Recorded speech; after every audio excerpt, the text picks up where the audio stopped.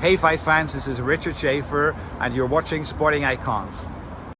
So I've just watched a 6-minute interview with Tyson Fury and Sky Sports. About a minute and a half of that, or maybe even 2 minutes, was about the fight with Daniel Whyte, such as how does Tyson feel mentally, physically, all that kind of stuff.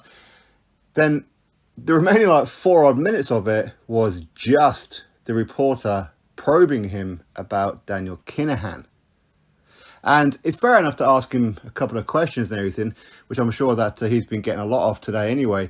But I think the reporter went over the top with the questioning about it. In fact, Tyson Fury's first couple of answers should have been sufficient, knowing full well you ain't going to get anywhere with it. And the reporter in that was asking certain things about his current friendship with Kinahan, his past friendship with Kinahan, the money that Kinahan has made, Bob Arum's statement. Will you be working with Kinahan going forward? You're a role model. Can you use this as a way to distance yourself because people look up to you and all these kind of things? Now, firstly, the way that Sky Sports, the presenter, I should say, not Sky Sports, but the presenter of Sky Sports was going at Tyson Fury was insinuating that Daniel Kinahan is guilty of everything. Now, he may well be guilty. I have absolutely no clue. But he hasn't been to court and he hasn't been on trial and he hasn't been found guilty as of right now. I know people will have their own views on it. Some people will know a hell of a lot more about it than what I will, okay? But that's not what I'm here to talk about. But the presenter was talking like Kinahan was already convicted. Now, who Tyson Fury mingles with in his social life, and let's be honest, it's nobody's business. It really isn't. Now, I'm not here to defend Tyson or his friendship with Daniel Kinahan or anything like that. Not at all. But at the same time, there's a certain etiquette when it comes to reporting. There is. To keep on probing him and probing him and probing him. On fight week as well. He's in a very, very dangerous fight with Daniel Whyte. I don't care if any of you are overlooking Daniel Whyte. Fine, overlook him. But this is a heavyweight division. Daniel Whyte is a very good fighter. He's a very good boxer and he can put your lights out. So to disrupt Tyson Fury's mind from the job and basing it all around this whole US sanctions of Daniel Kinahan, I think he's way out of line. If you're going to do that, wait till after the fight. As much as I want Daniel Whyte to win, I do. Listen, I do like Tyson, okay? I know I come across very negative about him at the best of times ever since the whole Anthony Joshua situation. But even I wouldn't do that. That was bad. That was really, really, really uncomfortable to listen to. It was. And Tyson Fury quite rightly said, I've answered you 3 times now that it's none of my business. It's none of your business either. And at the very end, he said that he ain't going to be doing any more interviews with Sky Sports going forward. And I don't blame him. I really don't blame him.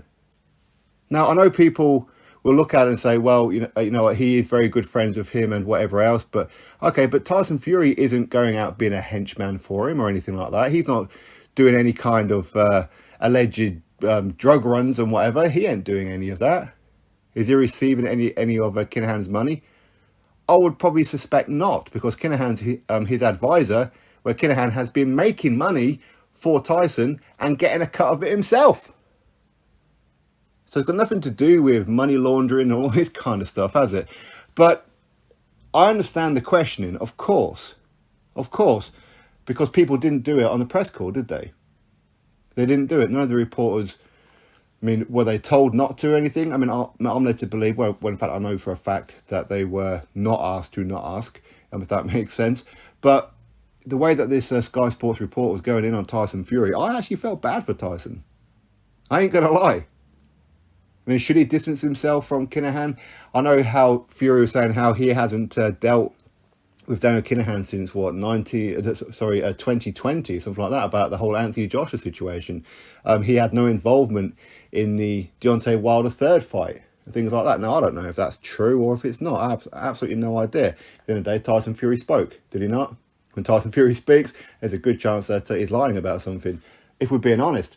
But was he over there recently or right before the Daniel Whyte fight was announced? Was he over there in Dubai? Yes, he was. Was he sparring the likes of Rocky Fielder and that over there and Joseph Parker? Yes, he was. Who was also over there? Was Daniel Kinahan over there? Uh-huh. But does that mean that they went round and had lunch and that together? No idea. Absolutely no idea. But this is before all the sanctions and everything come out. Anyway, listen, the point of it is that I think that the Sky Sports reporter went over the top with it. 2 or 3 questions, fine, but then cut it. Because you know you're not going to get any more information out of Tyson. So why persist with it and persist with it and persist with it? That part I don't understand. I don't know who the reporter was, no idea whatsoever. But again, I think this does go to show what I said in the previous video today, after Bobby Allen has resigned from his CEO post of MTK Global, that people such as Sky Sports, Boxer, Al Heyman and that, they have nothing to do with Daniel Kinahan or anything like that. Sky Sports going in on Tyson Fury, all about it, will show you that they have nothing to do with him. Okay, so anyway, that's my thoughts, and all you drop me yours. Click thumbs up, subscribe, and I'll catch you all in the next video.